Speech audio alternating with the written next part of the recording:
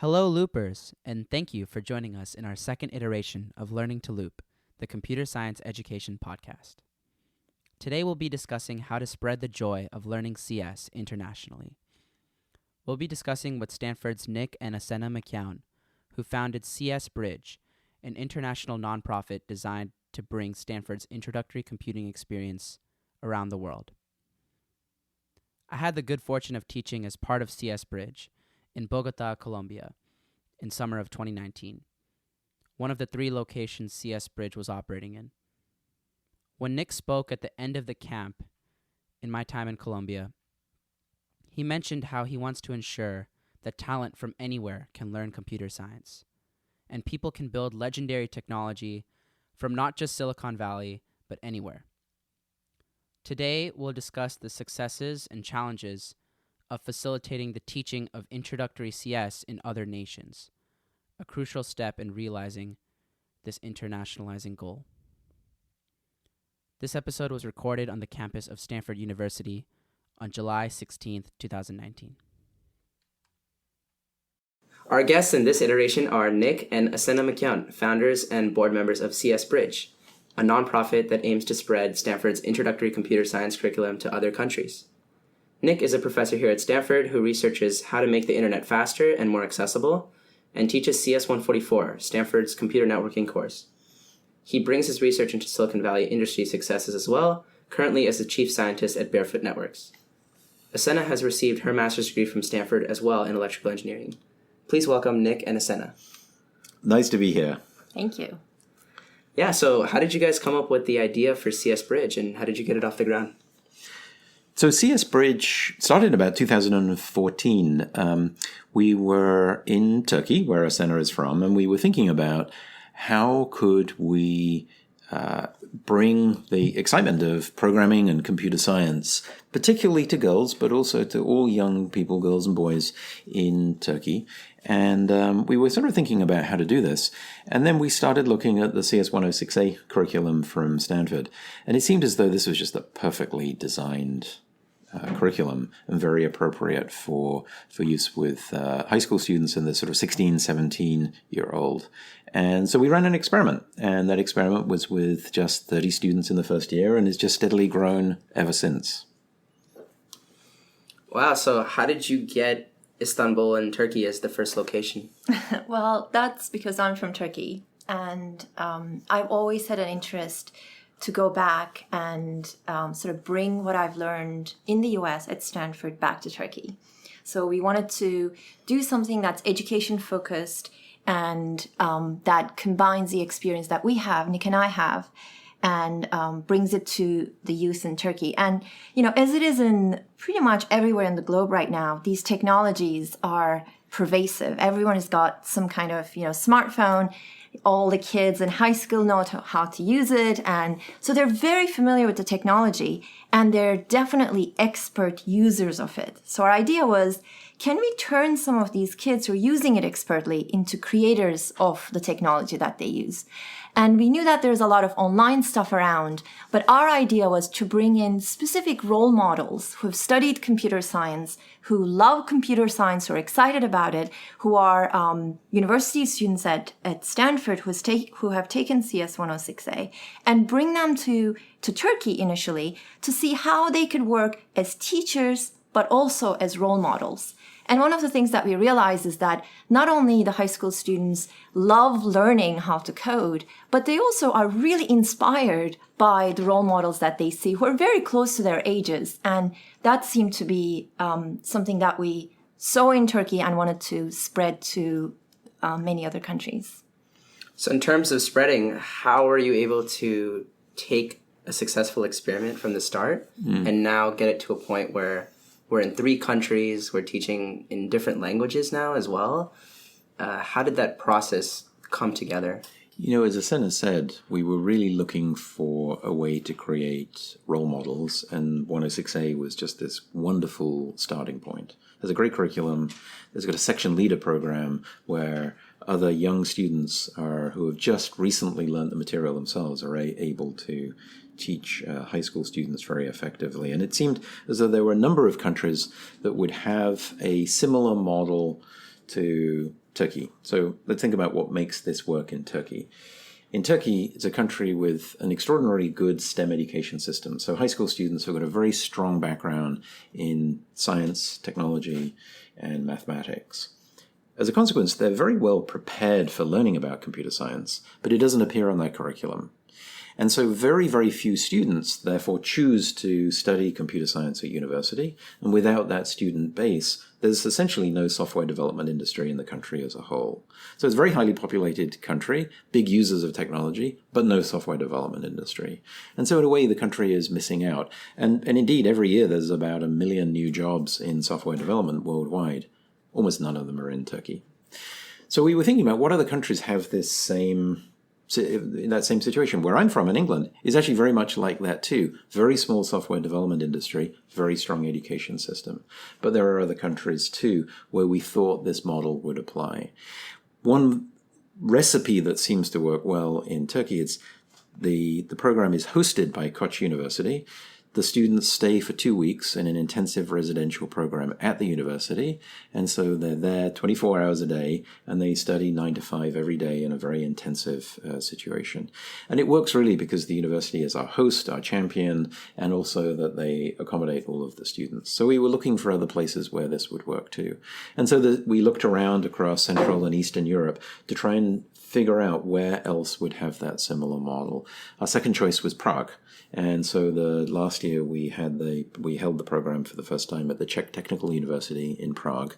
We had 100 high school students drawn from across the Czech Republic and Slovakia, and the course was taught in English and was very, very successful. And so we offered that again this year. In fact, it's running as we speak right now in Prague. So having done it in 2 countries, we realized this model works well if we can find a good host university to partner with. And that's when we got to know Uniandes in Bogotá, Colombia. And we realized that was a very, very good opportunity as well. Strong STEM education system across Colombia, very little software development industry. So a population that's ready for it, a host university with wonderful facilities and great people to work with. And so by going to them and working with them, they were able to attract 100 high school students from all across the country. And so therefore we were able to sort of establish whether it worked there as well. Now the difference for us in Central and South America is it doesn't really work to teach in English. And so in Colombia, we taught in Spanish. And this was really taking advantage of the fact that there are many students here at Stanford, like you, who are very proficient in English and have in Spanish, very proficient in Spanish. And so are in a position to be able to teach. And then in each of these countries, we team up the Stanford section leaders with local section leaders from the host university. And so this year, for example, in Colombia, we had 10 section leaders, 5 from Stanford, 5 from Uniandes. And they form a very tight-knit group, as you might imagine, of people who are teaching together, kind of thrown in together. They're not quite sure what the course is going to bring. They've never met these high school students before. And so it ends up as a very intense experience for the section leaders. And really, the section leader program has become an essential part of CSBridge. Yes, of course, we want to teach as many high school students in person as we can in different countries. But the section leaders are the key to the scale and growth of this program, because not only do they get the benefit and the experience of learning from teaching, there is no better way to learn material than by teaching it, but also they then want to go and teach other people too. They teach their friends' younger brothers and sisters. They also want to go and teach at other universities. And so they become the key propagation and scaling of the program. And we're looking into, in future, having section leaders who have taught in one program, going and teaching in another program. And we've already seen a little bit of this, but we think this is going to be an important part of scaling the whole program. Yes, actually, speaking of scale, sometimes access to quality education seems like a contradiction. It's just like expanding access sometimes can decrease quality. And I know that CSBridge has a very strong student-teacher ratio and makes sure each section leader has a maximum of 10 students in their section. And so I'm wondering how you plan to balance scaling CSBridge while maintaining the quality of the program. So I think One of the things that's very important for the CSBridge program is not necessarily just the content that we teach. We do believe that a lot of the content is available online to a kid who's interested. The main part of the program, the thing that we really care about, is this connection and the role models that we bring to these students. And to be able to do that, we need that ratio. And the reason we feel like we can expand the program is because Stanford's CS 106A program is expanding, and Stanford has a lot of section leaders that have section led before or that are currently section leading. So there's a large pool of section leaders that we can draw from. And as Nick mentioned, one of the things that we do is our model requires that we go to a country and we work with a local partner. And before we sign the agreement with them, we get their commitment that they're also going to provide student teachers. So we provide half the teachers, they provide half the teachers, and these local teachers working together with our section leaders create a very strong teaching group, teaching team. And we think that with this way of sort of partnering with the local university and making sure that they're part of the program as well allows us to really expand further. Of course, if we could, we would go and teach every high school student individually in person, right? That would be the ideal. We have one-on-one student-to-teacher ratio. Right. Of course, that's not possible. In fact, we'd do the same at Stanford if we could, but that's just not practical to be able to do it. Now, there's been a lot of success with the online MOOC approach for students who are already very enthusiastic. But there's this big middle ground, and this is where CSBridge operates, and that is to try and get as close to an individual experience as we can possibly get. So we always teach with a ratio of 10 high school students to one section leader, and that's essentially the same as Stanford does with freshmen who are taking 106A. And so we've copied that same model, and we think it works really, really well. The section leaders get to know the high school students individually. The high school students get to know the section leader. And so there's a bond that in many cases lasts for years afterwards, where they've now got a mentor, a role model, and they can then continue to learn with the inspiration that they received from that section leader. Another thing that happens is that as the local section leaders and the program, as the local section leaders get more experience and the program gets older and more settled in, the local section leader ratio is actually higher. So in Turkey, every year we teach 200 students. So we need 20 section leaders. And this year, 18 of those section leaders were actually from Turkey. And we only had 2 section leaders from Stanford. So that's sort of the evolution as well. As you train the local university section leaders, you create a team that's experienced locally, and then they can train the new section leaders that join in. And one of the things that really surprised us last year, and it was a wonderful thing to learn, that the local section leaders in Turkey who had been teaching this for several years had become so enthusiastic about it that they'd taken the material and they were teaching it to other local high schools on their own. Perhaps they're a high school they went to or the ones that are in the area. It's incredible. And this kind of scaling is what it's all about, right? Because we can't possibly go and reach out to all the millions or billions of people who would be appropriate for learning this material. But through the section leaders, we can reach many, many more than we could otherwise. So is the goal of creating different centers in the world to essentially allow places like Turkey and Prague and Bogotá to be able to teach this program by themselves, or is it designed more to be a collaborative effort with Stanford? For now, we would like to keep it as a collaborative effort. We don't really know what the future brings, but for now, we think there's great value to that collaboration. Of course, as much as the local university becomes familiar with how Stanford works, we become familiar with how they work. And so the program so far has been tailored with their help to each individual country. This could be down to the assignments that the students do. So, for example, in Turkey, they're often related to sort of Turkish cultural stories, and the same thing in Prague and the same thing in Bogotá. But also, on top of that, there are the familiarity with English varies from country to country. In some countries, there's great proficiency amongst high school students in both listening to and understanding and speaking English, and in other countries, much less so. And so we have to adapt the way in which we teach to each different country. So how this evolves over time really remains to be seen. And so we're just keeping an open mind about it. But I think that having the involvement of two universities, Stanford and a host university, this seems to be a winning model, because it has the benefit of being a magnet and a sort of very attractive to the high school students in the host countries. There's the local university that they know and would like to learn more about. There's the Stanford name brand, and the two of those together means that many high school students want to come and take the course. So have you seen any big fundamental differences in teaching in all of these different locations around the world? So far we've done it in 3 countries. And what we realized is once we set the program going at Koç University in Istanbul, there was actually very little to do. They love the program. They do a lot of the logistics. They recruit the students from all across Turkey. So once you set the program going and set some rules and expectations around what it needs to look like, if the local university is really invested in the program, then they really take ownership of it, leaving us with the resources to continue looking for new universities.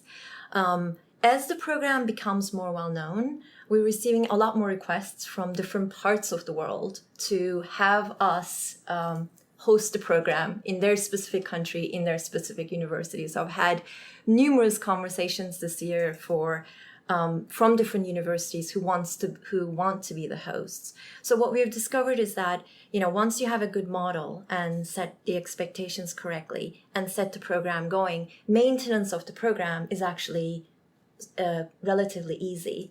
And because you've done it so many times, the model, the process really works well at the Stanford side as we select the section leaders and prepare them for the program. And then locally, once you do it one time, the universities are so interested in it and they see the learning process that they become incredibly good and strong partners. And what we realized for example, in the Uniandes case this time is that, the facilities were extremely suitable. There was a very nice big lecture room. So once we set our requirements, it seems to be very easy to sort of multiply that process in different countries. In terms of differences, I think we haven't seen any sort of very specific things that I can think about. I mean, I think given that we're working in academic environments, we're seeing a lot of just very dedicated teachers, and we're seeing that all across. We've seen that in Istanbul, we've seen that in Prague, we've seen that in Bogotá. So we're seeing a lot more similarities than differences, I would say. And, probably the biggest difference is English familiarity and whether or not it makes sense to teach in English.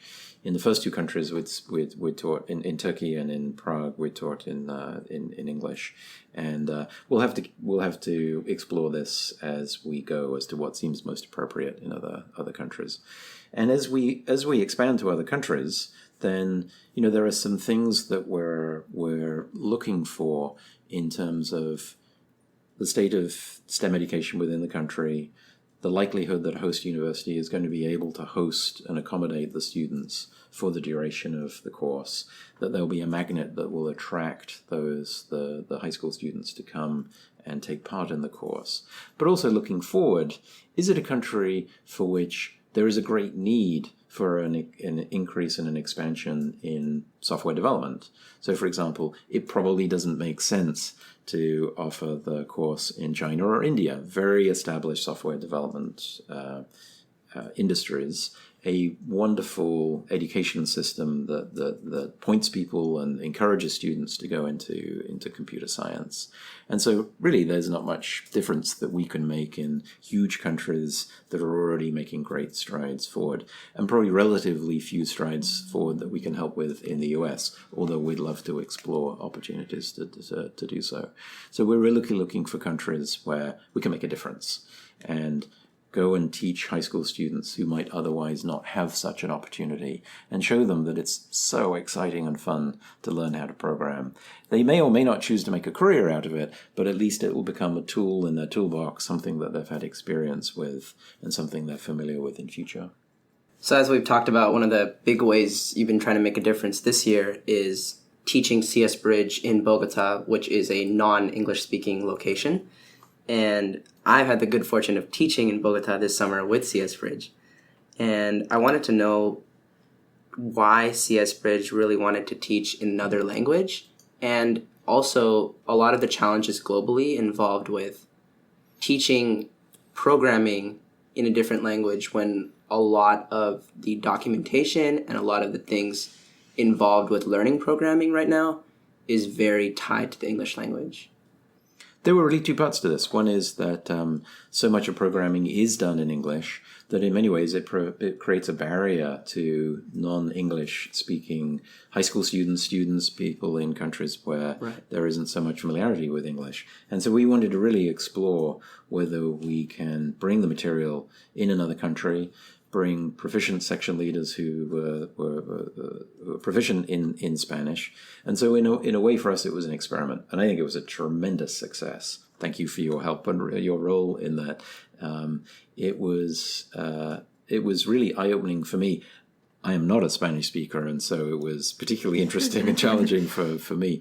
But sort of just observing in the room that, of course, we could have insisted that everything be in English and that all the assignments would be in English. It would have meant there would be fewer students in the room. There would be fewer for whom this was accessible. And frankly, the students who would have been able to come would be the ones who already had the benefit of an education that included a lot of English, and so they're more likely to have been to a private school. And so, yes, of course, we don't want to preclude students who have been to private schools, but we want to make sure that the course is open and encourages and there's an opportunity for people from throughout the country. Any high school student should be able to come if they are interested in computer science and if they have the background in mathematics in order to be able to do the logical exercises. And that's going to be a very large fraction of the population. So we would like to reach out to as many people. And so offering it in different languages then becomes an important part of that exercise. And although officially the course we run in Turkey is not run in Turkish, we do have a lecturer that is a local lecturer. So in fact, half of all the lectures provided are in Turkish. And if you get a Turkish section leader from Koç University, all of that section is led in Turkish. So students whose English isn't that great, they can sort of understand the lecture, but they'd love someone to sort of explain it again in Turkish, also get that benefit. So we feel like we can make such faster progress with kids whose English is just enough, but sort of get that reinforcement in their own language, in their native language, through their local section leaders. So with a global nonprofit like you have, an important aspect of sustainable, high-quality education is addressing who will pay for it. And I'm wondering how CSBridge plans to fund itself going forward.